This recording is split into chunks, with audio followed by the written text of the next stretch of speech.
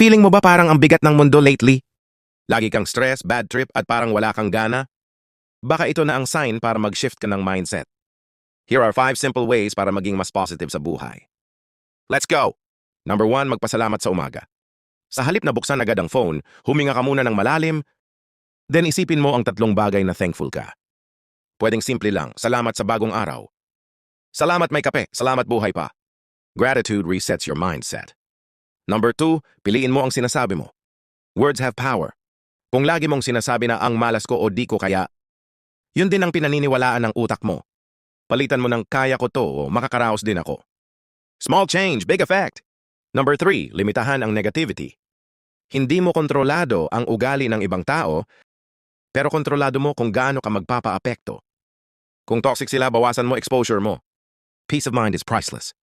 Number 4, mag-social media break. Napansin mo ba na after mag-scroll, minsan mas malungkot ka pa?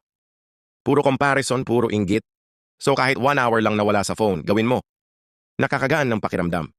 Number 5, gawin mo yung mga simpleng bagay na nagpapasaya sa'yo. Swimming sa tahimik na umaga, lakad habang may music o kahit pagtulog ng maaga. Hindi kailangang mahal, basta totoo kang napapangiti.